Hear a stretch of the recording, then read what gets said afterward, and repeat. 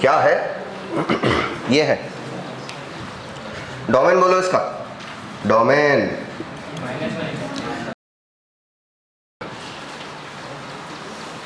Domain बोलिए इसका।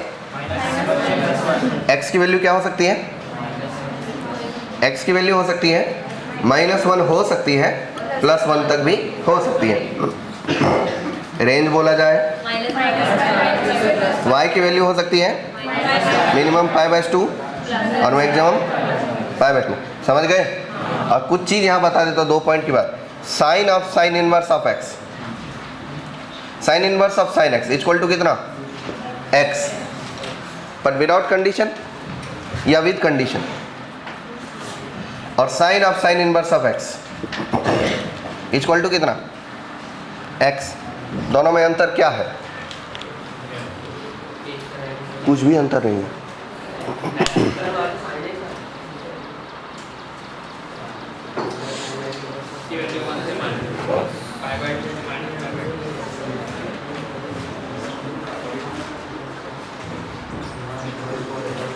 दोनों में क्या डिफरेंस हो सकता है?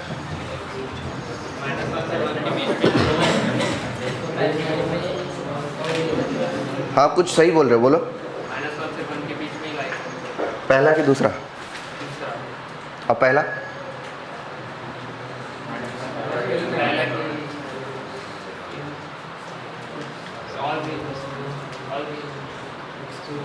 All real number. सही।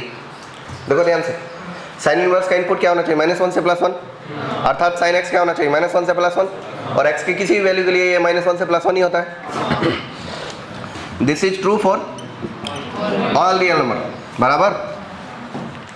बट देखो, साइन इनवर्स ऑफ x का डिफाइन होना जरूरी है, तभी साइन ऑफ ये चीज डिफाइन होगा। साइन का आर्गुमेंट का डिफाइन होना जरूरी है।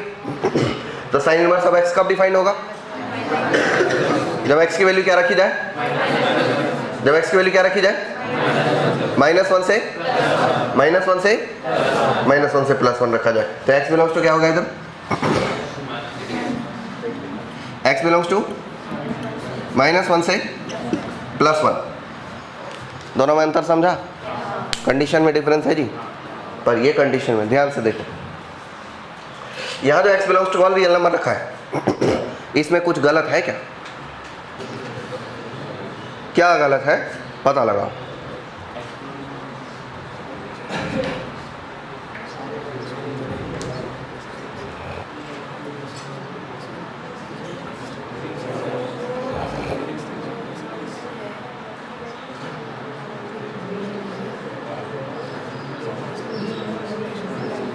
देखो बहुत ज़्यादा समय हमारे पास नहीं है।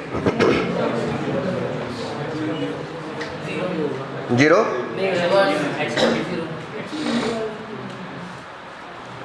कोई बात नहीं यार, ठीक। इन्वर्स और रेसिप्रोकल दोनों अलग अलग चीज़ होता है, इसलिए इन्वर्स 0 का भी हो जाता है। कहीं आप दोनों को एक ही तो नहीं मान रहे? अच्छा एक बात और बता देता हूँ भाई, चमत्कारी लोग कुछ कुछ ये भी करते हैं, जब भी कभी साइन इनवर्स ऑफ x दिखाई दे, it doesn't mean 1/sin x।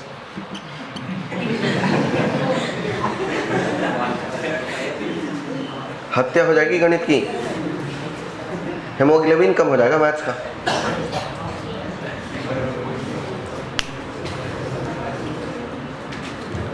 इतने देर में कुछ भी कोई पता नहीं लगा भाई क्या गलत है।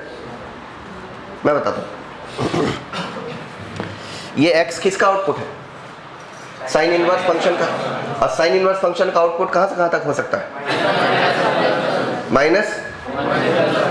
साइन इनवर्स फंक्शन का आउटपुट -π/2 से +π/2 तक हो सकता है। तो फिर इसके लिए x belongs to all real number जो लेखक ने लिखा है तो गलत लिखा है। क्या होना चाहिए? क्या होना चाहिए? -π/2 से +π/2। यही सोचना था, ये गलत है। It's implies that x belongs to -π/2 to +π/2। समझ आई बात? ऐसे ऐसे x, ऐसे ऐसे x, दोनों x ही होता है, लेकिन दोनों के डोमेन में अलग अलग डिफरेंस है, दोनों फॉर्मूले अलग अलग है। बात समझ पाए क्या? चलिए साइन इनवर्स ऑफ एक्स का एनालिसिस हो गया। अब देखते हैं दूसरा।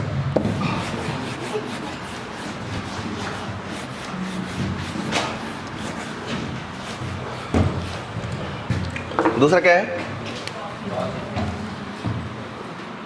y equal to cos inverse of x, y equal to cos inverse of x. बता दो, ग्राफ बोलो। ऐसा ऐसा यही बना है, पेज देखो, अभी भी बना है ना? चलो बता दो जाओ। ये कौन सा जीरो, ये पॉइंट क्या है? 1,0 और ये पॉइंट क्या है? -1,π। जीरो लग रहा है क्या आपको? ए भाई साहब, कोऑर्डिनेट का सेंस है नहीं है लड़के को कि कहीं पर भी जीरो कर, थर्ड क्वाड्रेंट में जीरो और वो सेकंड क्वाड्रेंट है। और ये पॉइंट क्या है? 0,π/2। Graph decreasing increasing? Decreasing, always decreasing. Okay, तो ये हो गए ऑलवेज डिक्रीजिंग ग्राफ। इसका डोमेन बोलिए।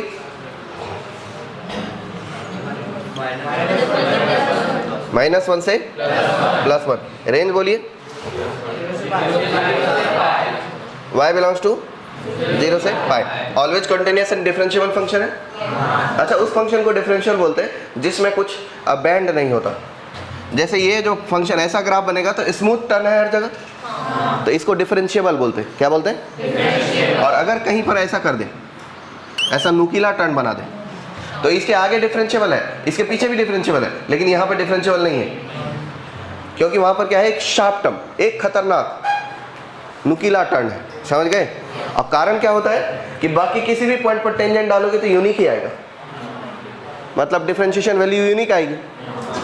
लेकिन इस पॉइंट पर टेंजेंट डालोगे ना तो दो आएंगे, एक इधर से एक इधर से। तो एक से ज़्यादा जिस पॉइंट पर टेंजेंट हो जाए उस पॉइंट को नॉन डिफरेंशिएबिलिटी का पॉइंट बोलते हैं। क्या बोलते हैं? मतलब कर्व अगर शार्प टर्न ले रहा है, एकदम खतरनाक खोचू ले लिया,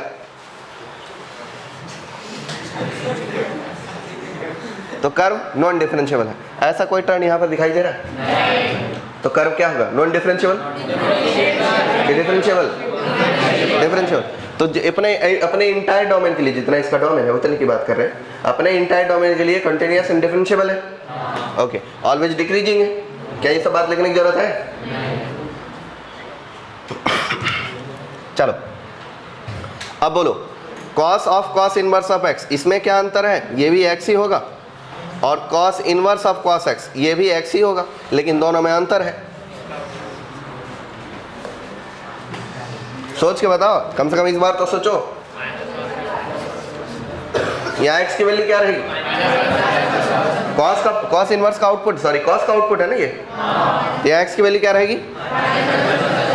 it's implies that x belongs to -1 to +1। लेकिन ये आउटपुट है कॉस इनवर्स का, तो आउटपुट क्या रहेगा इसमें? एक्स बिलोंग्स टू 0 से π। समझ पाए? नहीं पाए? पा गए? Okay, third number,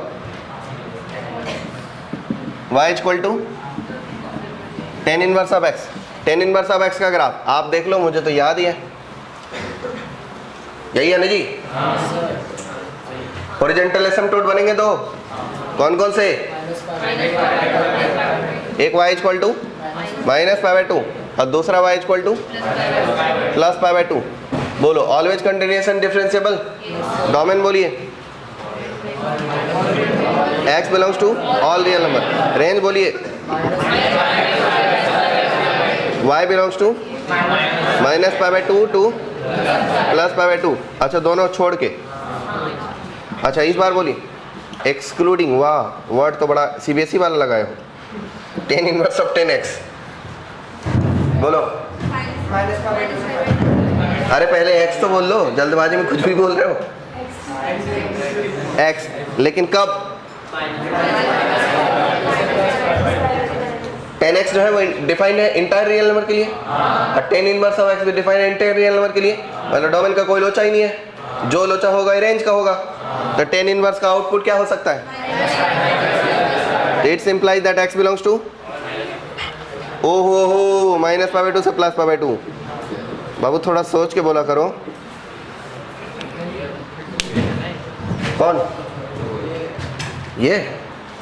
mister Patel,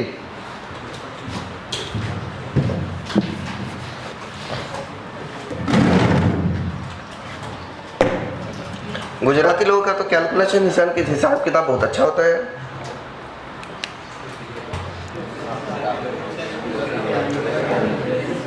मैं तो ब्राह्मण हूँ, मेरा तो कुछ भी नहीं अच्छा होता है, मैं तो वेद शास्त्र वाला हूँ।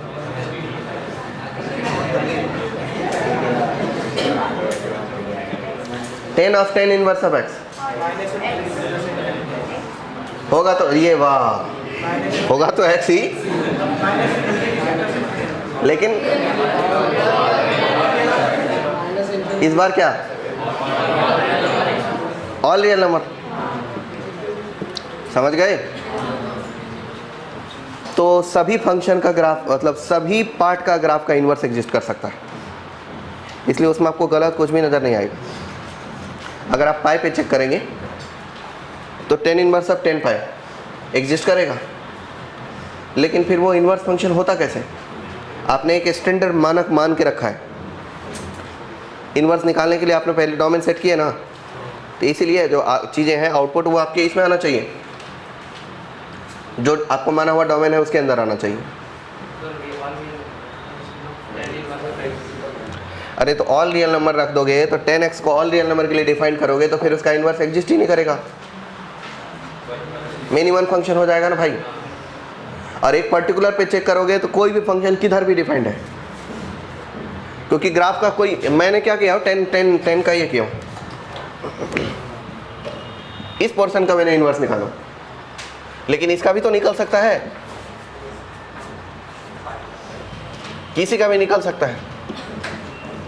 तो अगर कोई यहाँ पे ये नंबर पे चेक करने बैठेगा तो उसको सही ही लगेगा कि हाँ एग्जिस्ट तो इसका भी करता है, पर जो स्टैंडर्ड बोला गया है वो ये, जिसमें डोमेन सेट किया जाता है -π/2 से +π/2 तक, समझे? तो ये इसकी प्रिंसिपल आउटपुट है, पर यही एक आउटपुट हो सकता है ऐसा जरूरी नहीं।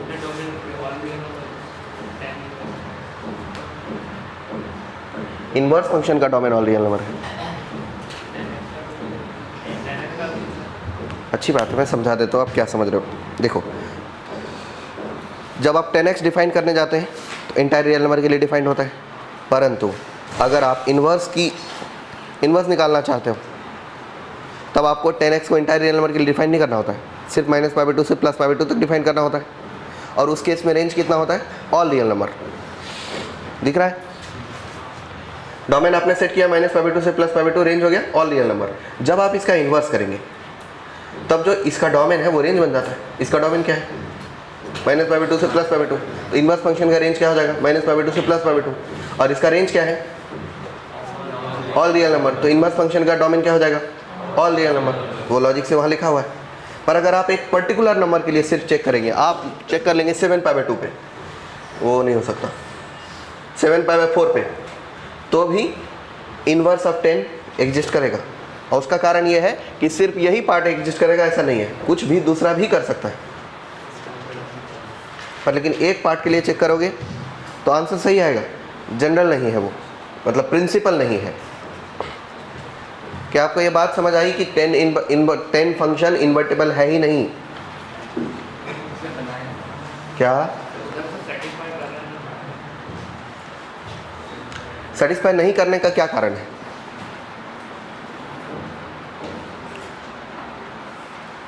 सेटिस्फाई अगर नहीं करेगा इसका मतलब यह है कि आप किस नंबर की बात कर रहे हैं?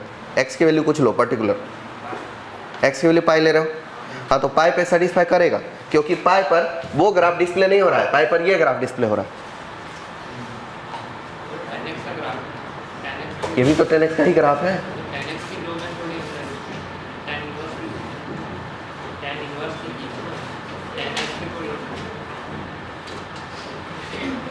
बेवजह कंफ्यूज हो रहे हैं आप। 10 इनवर्स ऑफ 10 पाई कितना है? 10 इनवर्स ऑफ 10 पाई, 10 पाई की वैल्यू होती है 0। 10 इनवर्स ऑफ 0, 10 इनवर्स ऑफ 0। अब इसके बहुत सारे आउटपुट हो सकते हैं, 0 भी हो सकता है, पाई भी हो सकता है, एन पाई, कुछ भी हो सकता है।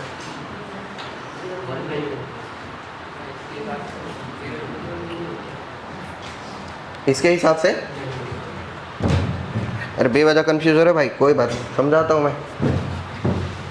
आप वो समझ ही नहीं रहे हैं कि नॉन इन्वर्टेबल फंक्शन को इन्वर्ट बनाने के लिए डोमेन को सेट करना पड़ता है। आप लिख रहे हैं 10 इनवर्स ऑफ 10 पाई, आप कह रहे हो कि पाई होना चाहिए सर। सही है, ये इसे कोई भी गलत नहीं काट सकता, परंतु ये प्रिंसिपल नहीं है। ये दोनों में अंतर समझ में आ रहा है कि वो पाई हो सकता है परंतु वो प्रिंसिपल नहीं है। इसे कोई गलत क्यों बोलेगा? क्योंकि ये उस चीज को रिप्रेजेंट करता है कि आपने इनवर्स इस फंक्शन का लेने के बजाय इसका लिए हो, और आप इसका भी इनवर्स ले सकते हैं, इसका भी ले सकते हैं, इसका भी ले सकते हैं, किसी का भी ले सकते हैं, लेने वाले पे डिपेंड करता है। हमारे बुजुर्गों ने इसको तय किया कि इसका लेना है, आपने इसका लिया तो इसलिए गलत नहीं है। अभी आपको समझ आया कि डोमेन रिस्ट्रिक्टेड होता है। ये जो है, अब इसको जीरो भी तो लिख सकते हैं, तो जीरो जो है वो प्रिंसिपल है, और पाई या फिर दूसरा कोई पाई, 10 पाई, 15 पाई, 20 पाई, कुछ भी लिख सकते हो, वो प्रिंसिपल नहीं है। रेंज रिस्ट्रिक्टेड होता है। अरे इधर डोमेन रिस्ट्रिक्ट करते हैं, वही तो बाद में रेंज बन जाता है। इधर डोमेन रिस्ट्रिक्ट किया ना -π/2 से π/2, इसलिए उधर वो रेंज रिस्ट्रिक्टेड हो जाता है इन्वर्स फंक्शन में, ताकि इन्वर्टिबल बना सके हम। इसलिए तो x² का कल इन्वर्स निकाला था। वैसे अच्छा, ये बात आप समझ गए, कल को कंफ्यूज होते उससे बढ़िया तो अभी कर लिए। नहीं तो कोई आर्बिट्रेरी नंबर लोगे, इन्वर्स पूरे इंटायर रियल नंबर में कोई भी नंबर लोगे तो एग्जिस्ट करता ही है।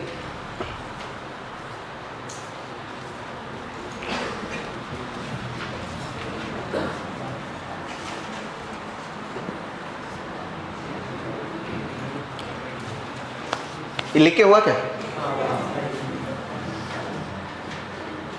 बाकी आप तीन आप खुद ने बना लोगे,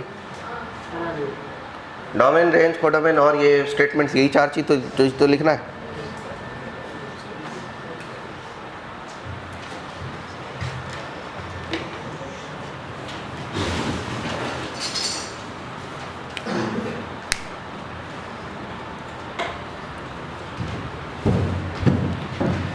पर मैं लिखते जाता हूँ।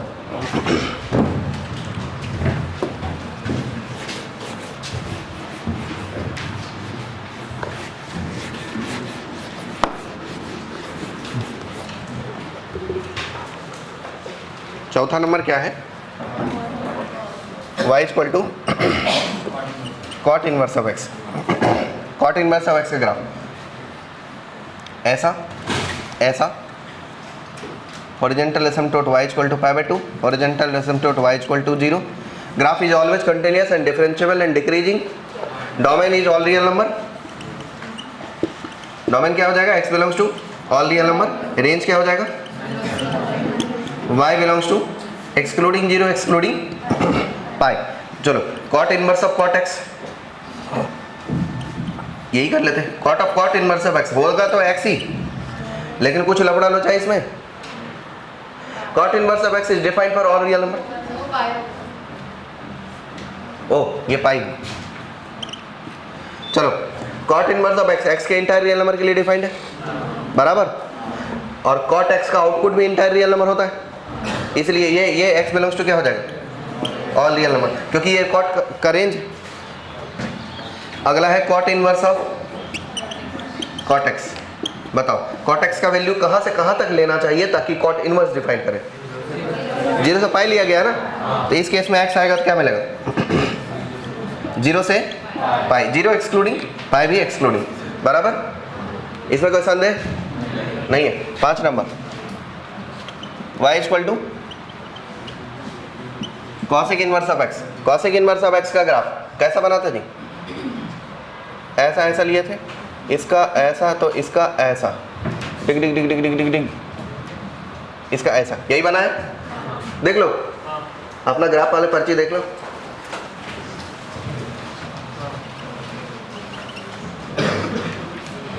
ये बन गया, ये y इक्वल टू -1, ये x इक्वल टू +1, ये y इक्वल टू π/2, बोलो डोमेन बोलो। x बिलोंग्स टू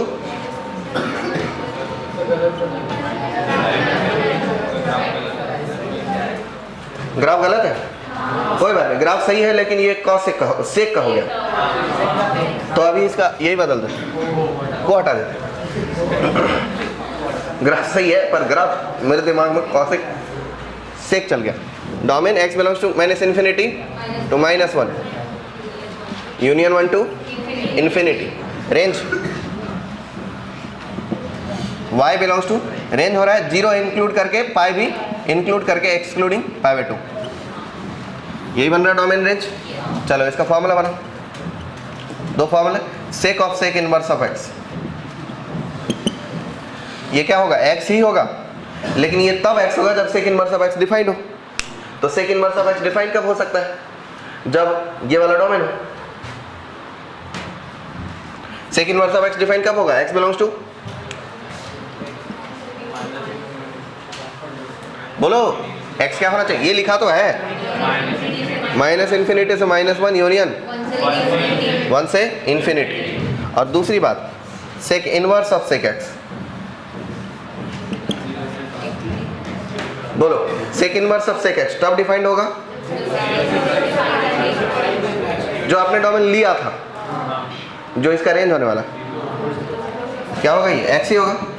लेकिन इस केस में x किसको बिलोंग करेगा, 0 से पाई एक्सक्लूडिंग पाई बाई 2 बराबर।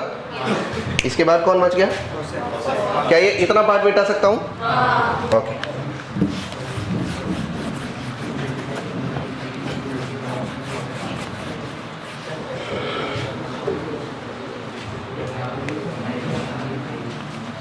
cosec inverse of x equal to 1, cosec inverse of x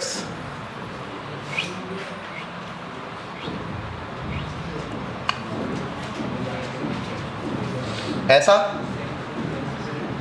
ऐसा, यही ग्राफ है आपका, देख लो ध्यान से। और ये पॉइंट होता है 1 कामा पाई बाई 2, और ये पॉइंट होता है -1 कामा माइनस पाई बाई 2 बराबर। और ये तो y इक्वल टू 0 अपना सदियों से चला आता रहा है। चलो देखो x एक्सिस y एक्सिस ये भी मार्क कर दिया आज। बोलो डोमेन बोलो, x belongs to minus infinity to -1 close union +1 to infinity, range बोलिए माइनस इन्फिनिटी से ओ